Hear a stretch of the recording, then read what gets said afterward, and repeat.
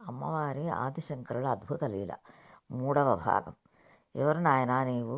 నా దారికి అడ్డుగా కూర్చున్నావేమిటి? నేను ఈ సమయంలో సంహార కార్యక్రమం చేపట్టాను. నిన్ను చూసి నీ స్తోత్రానికి ముగ్ధురాలనై క్షణకాలం ఆగానంతే. నీవు తొలగు. నిజానికి నీవీ పాటికి నాకు ఆహారం కావలసిన వాడివి.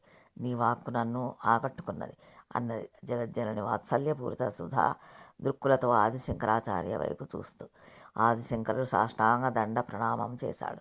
అంబా, శాంభవి, చంద్రమౌళి, రవల, కాత్యాయని, సుందరి, గంగాధరిలా సాగిందా స్తోత్రం. తల్లి తల పంకించింది. నవ విద్రుమ బింబశ్రీ శ్రీ న్యక్కారిరదనచ్చదా పగడము దుండపండు నల కలిపిన ఎర్రని రంగును గుర్తుకు తెచ్చి ఆమె పెదవులపై వెన్నెల్లాంటి నవ్వు వెళ్ళి విరిసి శుద్ధ విద్యాం పురాకార ద్విజపంక్తి ద్వయోజ్వల అన్నట్లుగా ఆ తల్లి పలువరుస ఆ నవ్వులో తలుక్కుమని మెరిసింది. కర్పూర వీటి కామోద సమాకర్ష దిగంతర అన్నట్లుగా తాంబూల సేవనంతో ఆ సువాసన దిగంతాలకు వ్యాపించింది. సరస్వతీదేవి వీనైన కచ్చపి మధుర నాదాన్ని మించే సుస్వర సుమధుర నాదంతో జగన్మాత ఇలా అన్నది. నీ స్తోత్రాలకు నీ భక్తికి మెచ్చాను. నీవు నీ కవిత్వం చిరస్థాయి అయ్యేలా ఆశీర్వదిస్తున్నాను. నీ నుంచి వచ్చిన ఈ స్తోత్రాలు నిత్యము పారాయణ చేయగలిగిన వారు శ్రీచక్రార్చన చేసినంతటి ఫలం పొందుతారు. నీకు ఏ వరం కావాలో కోరుకో. ఆ వరమును ఇచ్చి నేను నా సంహార కార్యక్రమాన్ని యథావిధిగా కొనసాగిస్తాను. నిన్ను సంహరించక అనుగ్రహించడమే నీకు ఇచ్చే పెద్ద వరంగా భావించు అన్నది కించిత్ అహం ప్రదర్శిస్తూ తామస భావ ప్రభావంతో ఉన్న అమ్మవారు. ఆదిశంకరుడు క్షణం జాగు చేయలేదు. బాల్యంలో తెలిసి తెలియని వయసులోనే నేను సన్యసించాను తల్లి. నా పేరు శంకరుడు. దేశాటనంతోనూ వేదాంతాలకు భాష్యాలు వ్రాయడంలోనూ ఇన్ని సంవత్సరాలు గడిచిపోయాయి.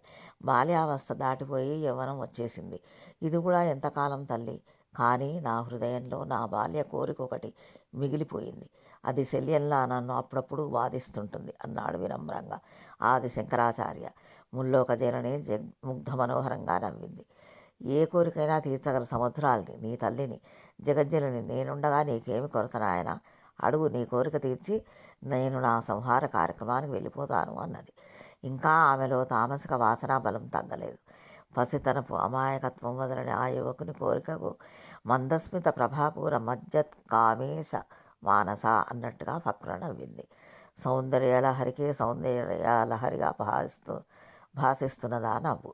అమ్మ, నాతో పాచికలాడతావా అని పసిపిల్లాడు అడిగినట్టుగా అడిగాడు బాలశంకరుడు.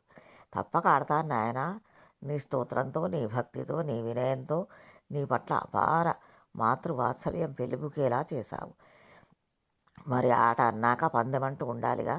నీకు తెలుసో తెలియదు, పశుపతితో ఆడేటప్పుడు నేను ఒక నిబంధన పెడతాను.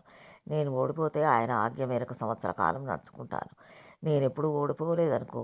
ఈశ్వరుడు ఓడిపోతే నేను వేసే ప్రశ్నలకు వివరంగా విసుక్కోకుండా సమాధానం చెప్పాలి. ఆ ప్రశ్నలు లౌకికమైనవి కావు.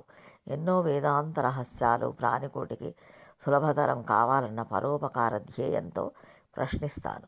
అట్లా ఏర్పడినవే ఎన్నో దేవీ దేవతా స్తోత్రాలు, కవచాలు, సహస్ర అష్టోత్తర శతనామ స్తోత్రాలు. మరి నీ పందెం ఏమిటి నాయన అన్నది జగజ్జనని. ఆమెలో పశుపతిని పాచికలాటలో ఓడించే తన నైపుణ్యం తాలూకు కించిత్ అహం తొణికిసలాడుతోంది. ఇదంతా గమనిస్తున్న సుందరేశ్వరుడు నిశ్శబ్దంగా లోపల నవ్వుకున్నాడు. ఆమె గెలుపు, తన ఓటమి ఎవరి కోసం? లోక కళ్యాణం కోసం. మౌనముద్రలో ఉన్న సుందరేశ్వరుని జటాభాగం నుండి ఒకానొక కాంతి కిరణం మెరుపులా వచ్చి ఆదిశంకరుల్లో ప్రవేశించడం ఆ తల్లి గమనించలేదు. ఆదిశంకరుల శరీరము, హృదయం క్షణకాల దివ్యానుభూతికి లోనైంది.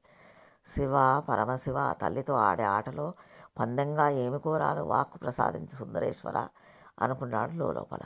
అది భావనారూపంగా పరమశివుని నుండి అందింది. పందెం ఏమిటి నాయనా అని మళ్ళీ అడిగింది అమ్మవారు.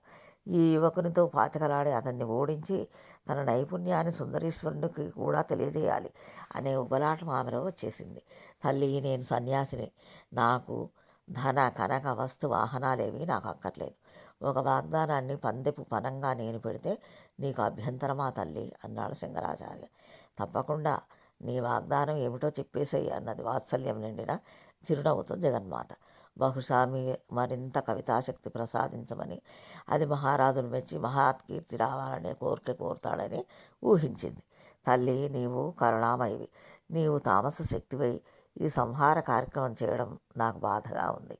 ఆటలోనే ఓడిపోతే ఈ సంహార కార్యక్రమం ఆపేసి అందరినీ కాపాడాలి అన్నాడు దృఢచిత్తంతో ఆదిశంకరాచార్య. సశేషం.